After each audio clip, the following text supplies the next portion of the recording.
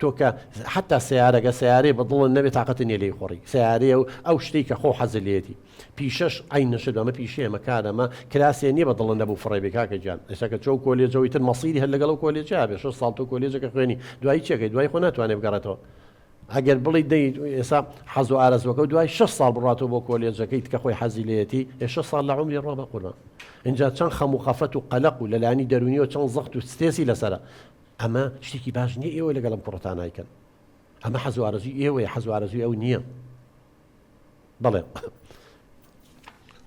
بەڕاستی کاک دکتۆر یعنی نازانم چۆن پێ بڵم باشەوە من چوومە کۆلێژی پزیشکیش بەڵام یعنی وەکو پێم وتی منەوە خەونی مناڵیمە کە بچمە کۆلێژی یاسا و بم بە محامی بەردەوام ئەگەر لە کۆلێژی پزیشکیش بم هەر خەیاڵم لای ئەوەیە و بیر لەواکەمەوە کە کۆلێژی یاسا چۆنەوە و چۆن ئەبن بە محامی و چۆن یارمەتی خەڵک ئێن و دڵنیام ئەگەرەوە نەبژ بیرکەمەوە تووشی نەخۆشیێکیشە بم بە قورآن خۆیان ژیرۆدا بن بەدەستمەوە یعنی زۆر دوور نەڕۆین هەر کوڕی مامەکەی خۆم حەزی لە ئەکادمیای هونەرە جوانەکە هەم بوو خۆیان و ڕسمیەوەی کێشایە کەس نەیە کێشە کەچی باوکی وتی ئەوێ حرامە و نابێت و نازانم چی یەک دنیا شتی بۆ هێنایەوە و نەچوو دوای 2 ساڵ چوو بۆ ئەوروپا ئێستا لێ تووشی نەخۆشی دەرونی وە لەبەرەوەی بێکەسەکە سیلانیە هەر بەتەنیا بەردەوام بیرەکاتەوە ئێستا تووشی نەخۆشی دەرونی بۆ دایک و باوکی تازە پەشیمانن ئەخر ئێستا پەشیمانی سوودی چیەکە ئیتر کوڕەکەیان لەدەست منیش دڵنیام ئەوە منیان لەدەست ئەچێت و پەشیمانە بنەوە بەڵگەیەکی زیندووە لە تەنیشتانە و قوربانجان بەڵێ کاک دکتۆر نەزانم ئەم کوڕی ئێمە تۆ زیاتر سنۆکە وەکو پێم وتی ماوەیەکە و ڕایەت یعنی نازانم بۆ لە مردووە ترسێ دوایەوە ئێمە هەمومان خۆشمان ئەمرین بەڕاستی من لێرە و پێڵم یعنی لەگەڵ ئیشەکە ڕایەت ئیتر من تاکیدم پاشە ڕۆژێکی باشی ئەبێ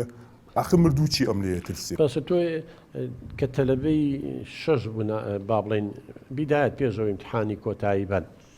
ڕۆژێ نەچووی سەردانی کۆلێجی پزیشکی بکەی بزانی بابەتەکانی خوێن بەشکم بۆ چوونەکانەوانە بێ بە قوربان تۆ ێستا کۆمەڵی بۆ چوونە هەیە تۆ سەردانی کۆلێجی پزیشکی و نەکرد ڕۆژێ لە مەکتەب نەیان بردن تۆ پرسیارە نەکرد بزانی بابەتەکانی خوێن ئەم 6 ساڵە چییە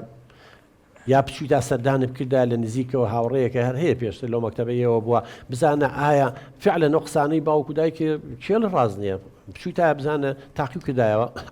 چوین کاک دکتۆر بە کەشتێکی زانستی لەگەڵ قوتابخانەیە چوین بەڵام یعنی نازانم چۆن بۆ باسکەم یان کامردووەکان دانیەکەم بینی پاڵیان خستی بوو لەسەر قەڵەوێرەیەک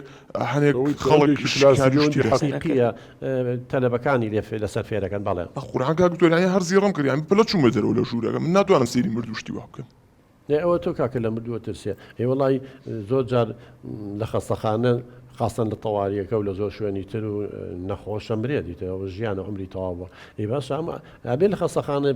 دکتۆرێکە ڕاکاتە دەرەوانێ و تووشی ئینهیار ببێت تووشی حاڵەتێکی نەفسی بێ دکتۆریان ئەم بخۆی ماشەڵڵا گەورە بۆ پیاوە یعنی ڕەفیقی هەیە کچە یعنی بۆ ئەوان ناترسن بۆ مەترسێ دوای ئەوەش وەڵای من کەسێتی جایە بە قوربان کوڕ کەسێتی جایە کچی وا هەیە زۆر ئاساییە ئافرەتە بۆ 10 کەسی کوشتووە بڕۆ لەو سجنە ئافرەتێکە من چوم وەختی خۆی حەزی لە پیاوێ کرد و پیاوەکە نەیهێناوە ئیتەناوی ڕق و حقی هەڵگیتووە کە چووە بڵێن پیاوەکە کەسێکی تری هێناوە ئەو ڕۆژە هەچۆنێ بەخۆی خزانوتەوێ قمبلەیە نازان چیە بردوێتی ئەوە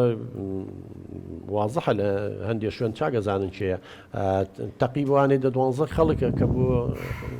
حفلەکە چوو بن مرده بوون ئەوەش ئافرەت هەیە تونند و تیژە کاکە ئافرەت هەیە تۆ نابێ و مەقارە نەبکەی جارێ ژن و پیا جیاوازن ڕاستە پیا و زیاتر تونند و تیژدا بەڵام ژنیشمانێ بەقەی دە پیا و تونند و تیژە حاڵەت هەیە باشە بە پرسیار لە جەناب بکەم تۆ بۆ نەچوویتە بواری سیاسەتەوە بۆ حەزە سیاست ناکەی کاک دکتۆریان من ڕقی دنیام لە سیاسەتە وەڵڵاهی ناتوانم 5 دقە لە کۆبنەوەیکی سیاسیە دانیشم هەر ناتوانم یعنی ئەو دڵم چاوی لێ ئەی تۆ ناڵی کە ئینسان حەزی لە شتێ نەبووە توانێ ڕابێ ئێرە تۆش با ڕاپاتیدا ئێوە تۆ خودی اعترافەکەی بە قوربان